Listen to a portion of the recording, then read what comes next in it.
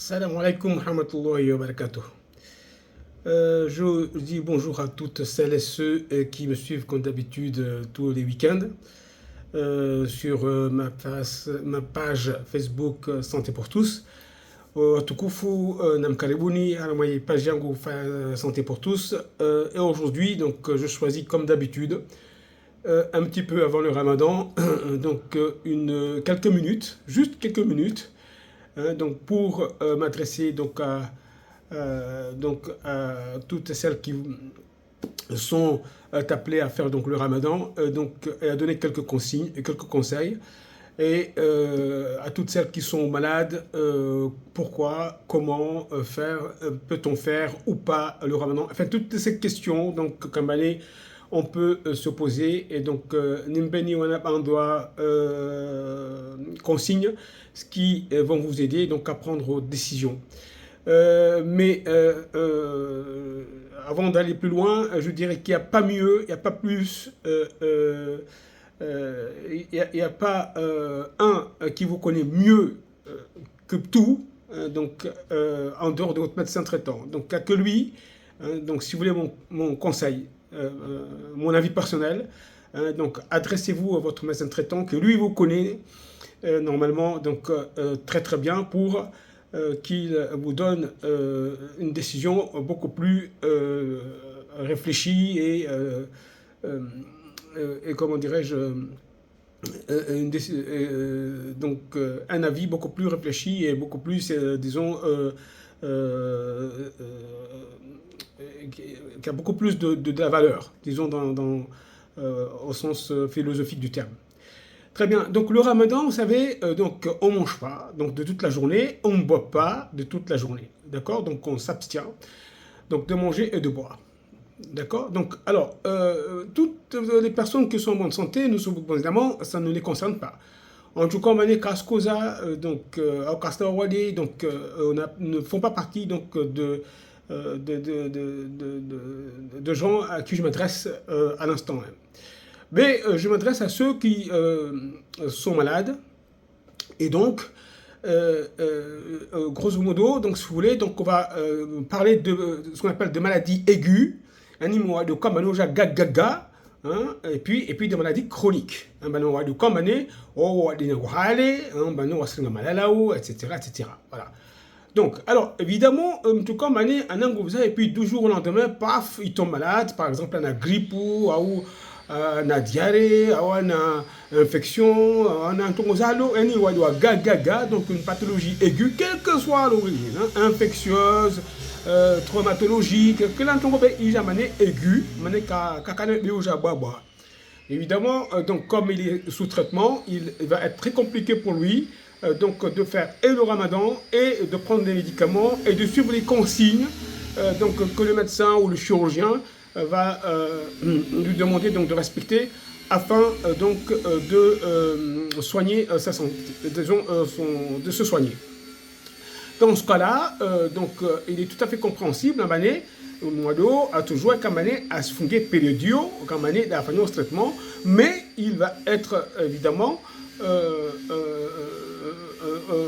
obligatoire pour lui à rattraper les Kasunga. Là, il n'y a rien à dire, c'est comme ça. Donc, il n'a pas fait 5 jours, il n'a pas fait 5 jours de Ramadan, eh ben, il va les rattraper quand il ira mieux, quand il sera guéri. Il va les rattraper. Voilà. Alors maintenant, il y a donc des gens, ils sont des maladies chroniques.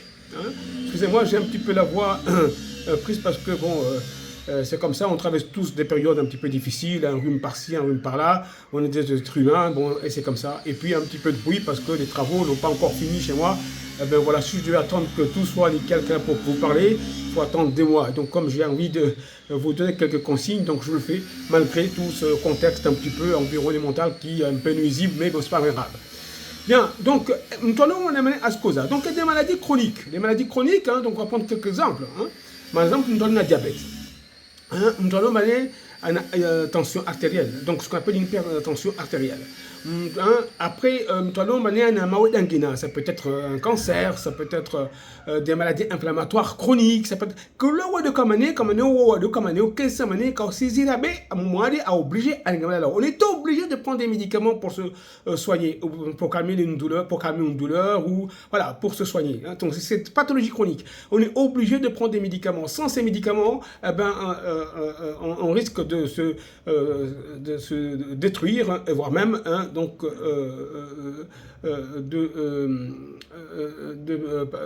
disons de mourir. Donc dans ces conditions-là, soit il s'agit d'une maladie chronique, comme on doit se porter. Parce qu'on ne prend pas des médicaments toute la journée. On ne prend pas, par exemple, médicaments matin, midi et soir. Mais on prend un médicament le matin simplement, ou alors le matin et le soir. Voyez-vous? Donc là aussi, ce qui est important, c'est l'avis de votre médecin traitant. Donc il faut rentrer en contact avec votre médecin traitant qui va, quelques jours avant le ramadan, réaliser un bilan clinique, réaliser un bilan biologique, engalier si votre corps résistera. S'il n'y a pas de problème biologique, par exemple rénal, ou autre chose, se porter. À ce moment-là, il peut vous dire, ok, donc vous pouvez faire le ramadan. Maintenant, si la personne doit prendre un médicament au milieu de la journée, c'est-à-dire à midi, il est hors de question, il fait le ramadan parce qu'il va sauter donc, le médicament de midi. Non, là, on ne peut pas. Donc, ce groupe de personnes qui prennent des traitements matin, midi et soir, alors, c'est évidemment, quand toujours à l'Isha, ils ne peuvent pas arrêter leur traitement, donc ils sont obligés de les prendre, évidemment, de ne pas jeûner. Mais dans ce cas-là, il y a des procédures compensatrices, comme en tout cas sous joie. Il faut demander donc aux personnes qui se connaissent au niveau de la région. Donc on peut, il y a des choses, il y a des moyens compensatoires donc pour permettre donc, de ne pas jeûner et en même temps, comment dirais-je, en même temps,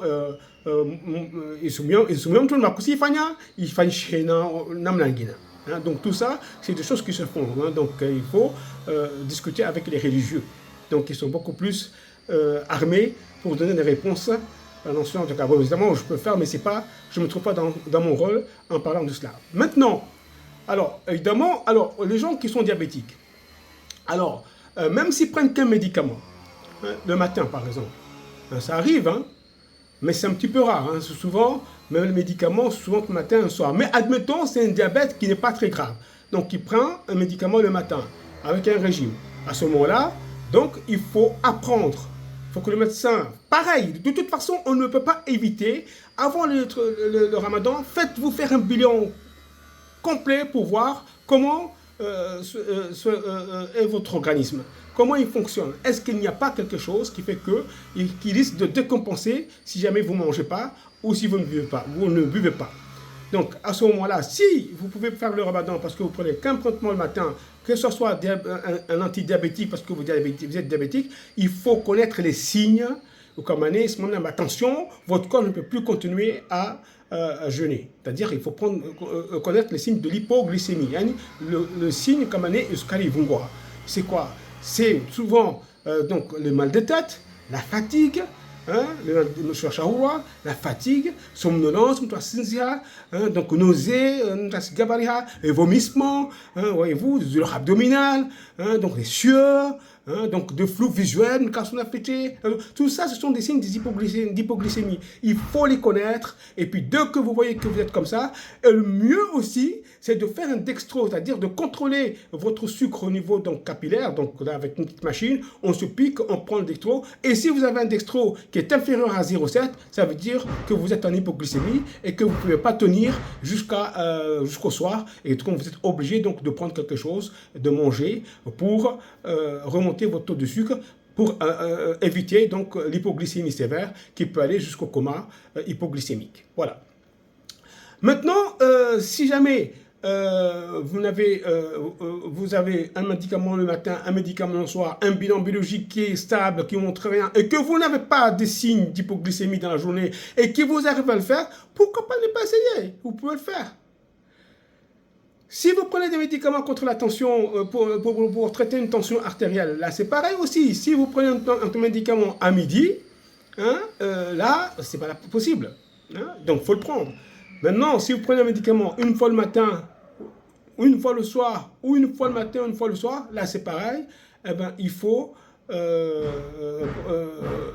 prendre votre médicament et puis, évidemment, essayer, si vous pouvez jeûner, donc de jeûner. Mais si vous prenez des médicaments, par exemple, qui vous font aller aux toilettes et faire pipi, uriner, et que vous êtes déshydraté à la fin, en journée, vous êtes fatigué, etc., etc., vous n'arrivez pas, il vous manque d'eau, le corps manque d'eau, ou alors de sel, là aussi c'est pareil. Donc, de toute façon, comme je vous dis, c'est d'abord votre médecin traitant, votre meilleur allié qui va vous accompagner donc durant tout ce mois-ci.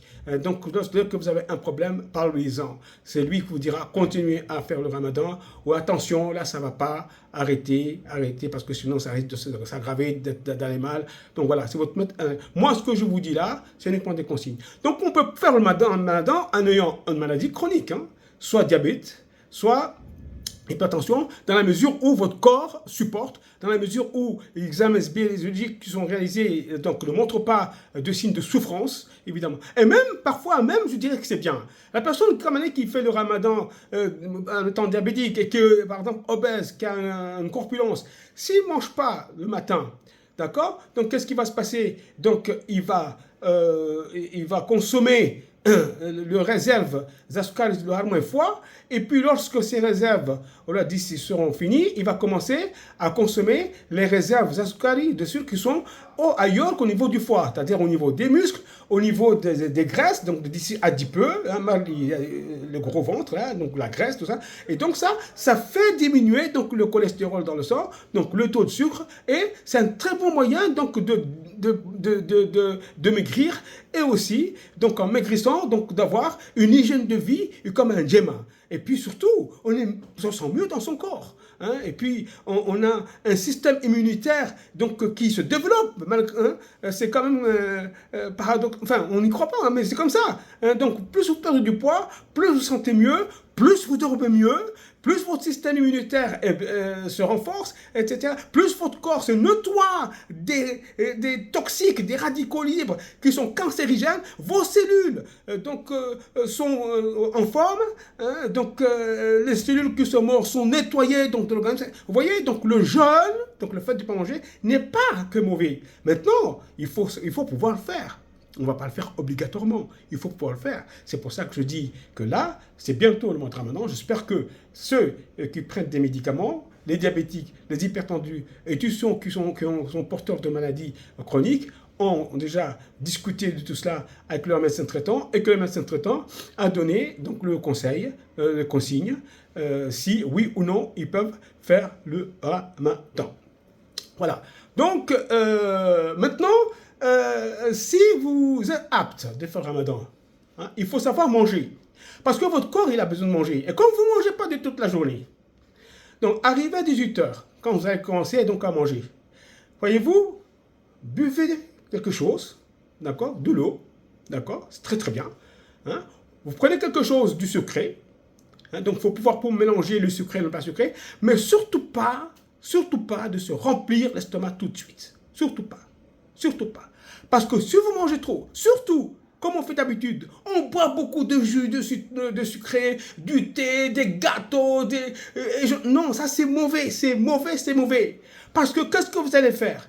Vous allez faire un organisme va sécréter, il faut fabriquer, il faut faire son insuline, vous allez avoir un taux d'insuline qui va être très élevé, un pic, et puis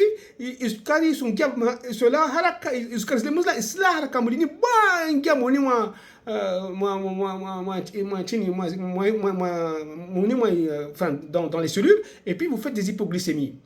Et donc ça c'est grave, donc vous n'êtes pas bien, etc. Donc non, il faut manger Et de toute façon, votre estomac n'est pas prêt. Il faut le préparer. C'est-à-dire que avant de manger comme ça, vous mangez léger, comme ça, votre estomac va se préparer, il va fabriquer les enzymes, tout ce qui est utile pour faire la digestion va être préparé, va être fabriqué par l'estomac. Il va attendre que l'aliment arrive pour entamer la digestion. Il ne faut pas manger comme ça, parce que vous allez vous faire mal vous-même, voyez-vous. Voilà. Donc mangez léger, donc vers 18 heures. D'accord? Très très léger. Surtout, un petit peu de sucre, un petit peu de sucre lent, un petit peu de sucre rapide. D'accord? Et puis, à ce moment-là, vous attendez un petit peu jusqu'à 29, 22 heures. Bon, alors il y en a qui vont à la mosquée pour faire le tarawih. Après le tarawih, vous venez, vous mangez. Et là, votre estomac est prêt, donc à encaisser. Là, vous allez manger. Bon, il ne faut pas non plus manger de tonnes, parce que vous allez devoir dormir. Hein? Donc une fois que vous avez mangé, donc vous allez, il faut faire une petite marche, hein, donc pour que la digestion se fasse correctement, d'accord. Et puis vous allez vous coucher et vous levez le matin pour manger donc ce qu'on appelle le sahou chez nous, c'est-à-dire le sourd, donc le sahou. Et là par contre, il faut être très très malin. Il faut manger quelque chose qui va, disons, c'est-à-dire il faut privilégier. Ne mangez pas sucré. Parce que quand vous allez manger sucré, vous voyez ce qui va se passer. La même chose qu'on a dit là, donc le soir. Eh bien, si vous mangez sucré, vous allez avoir un taux d'insuline qui va augmenter, qui va grimper, et tout le sucre va disparaître très très très vite, très rapidement, donc du sang pour aller dans les cellules. Et donc, vous allez faire des hypoglycémies et vous allez avoir envie de manger à 8 heures. Alors que, vous voyez, il est encore très tôt. Vous allez déjà avoir envie de manger. Sinon, vous allez avoir des problèmes. Vous allez avoir des vertiges, vous allez demander où c'est fallait parce que vous êtes en hypoglycémie. Donc, il faut privilégier les sucres à absorption lente, hein, des sucres, c'est-à-dire des pâtes, voyez-vous, un petit peu de riz, hein, voyez-vous. Donc, manger beaucoup de légumes pour ne pas être constipé, bien boire, des œufs. Les œufs, c'est parfait. Les œufs, c'est bien parce que c'est des... Et tous ces sucres qui vont être utilisés lentement, hein, donc absorption lente, donc vont agir, donc vont être utilisés doucement, doucement. Donc, voyez donc le sourd, ça comment il est utile, d'accord? Mais ne buvez pas trop de jus, pas de gâteau, plutôt donc tout ce qui est sucre lent. Aujourd'hui, vous en trouvez partout, donc quand vous allez sur Internet, etc. Donc alimentation, donc sucre lent, vous avez tout. Et donc essayez de privilégier votre alimentation, donc le matin, donc à l'aube, avant le lever du soleil, donc pour qu'elle soit donc des aliments riches donc en sucre, mais le sucre absorption lente. Donc pour éviter donc les à-coups d'insuline et donc les hypoglycémies paradoxales et donc la faim alors que vous n'avez encore que le matin, donc etc. etc. Donc voilà, donc ça c'est très très important. Donc vous mangez, mais donc privilégiez donc les sucres à absorption lente pour que ça tienne le plus longtemps possible jusqu'à l'après-midi, hein, et jusqu'au soir. Hein, ouais. Donc c'est pas compliqué de faire un programme alimentaire. Hein. Pas compliqué là aussi, donc votre médecin peut vous aider et vous faire un programme alimentaire, voyez-vous. Voilà, donc alors voilà, donc j'ai répondu un petit peu à votre question. Est-ce que quand on est malade, on peut faire le ramadan? Oui, quand il s'agit d'une pathologie aiguë, vous ne pouvez pas le faire puisque vous avez un traitement, mais vous aurez à récupérer des jours que vous avez manqué.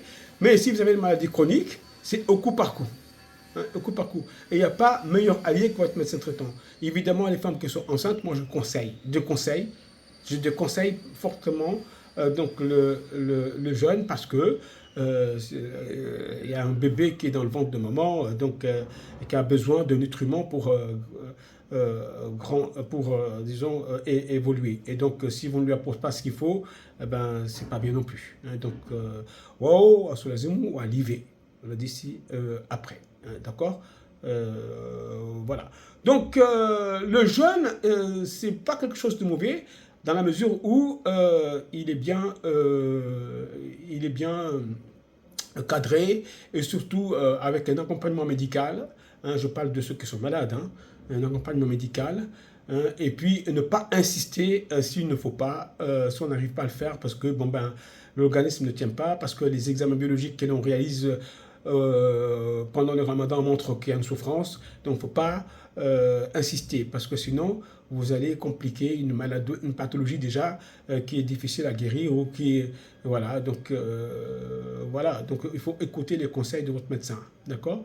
Voilà, donc c'est ce que je voulais vous dire par rapport donc aux jeunes, à l'alimentation, d'accord? Voilà, donc faites attention à vous, prenez soin de vous, ne laissez pas tomber vos médicaments, prenez-les comme il faut. Donc le matin, si vous faites le ramadan avant la danne de l'aube, et le soir, après donc la rupture. Et puis, attention, faites-vous aider pour avoir un programme alimentaire, un régime alimentaire qui va vous aider. Ne pas manger n'importe quoi. Évitez évidemment donc les produits sucrés, les éléments sucrés le matin, donc quand vous prenez le taou, et surtout donc le soir parce que ça fait grossir. Et puis quand la faim est une bonne chose pour l'organisme, hein, parce que bon, l'organisme se débarrasse de tous les toxiques, etc., la graisse, etc. Comme je vous ai dit, donc quand on manque de sucre, on prend le sucre qui est donc constitue les réserves au niveau du foie va d'abord partir. Après, c'est toutes les graisses qui vont partir, etc., etc. Donc, on va être beaucoup mieux dans sa peau. Hein. Donc, vous voyez, donc c'est quelque chose de bien. Voilà. Donc, n'hésitez pas donc à poser des questions. Je suis là pour répondre. Et bon, ce que je vous dis là n'est pas évidemment quelque chose d'exhaustif. Je vous renvoie donc à votre médecin traitant. Hein, donc, lui posez lui les questions et puis il va vous répondre. D'accord? Voilà, voilà. Donc, je vous souhaite un très bon ramadan et puis une très bonne santé et que surtout que ce ramadan soit porteur donc de paix dans le monde. Et je vous souhaite donc beaucoup, beaucoup, beaucoup, beaucoup d'autres ramadans et que notre jeûne soit accepté et que la récompense soit aussi très très bonne pour nous tous. Pour nous tous. Allez, autrefois. Donc évidemment, pendant le mois de Ramadan, il va être difficile de faire des émissions, mais bon, des petites flashs ne font pas de mal, si jamais le besoin s'avère nécessaire. Allez, je vous fais toutes et à tous donc euh, un gros salut et puis je vous dis à bientôt.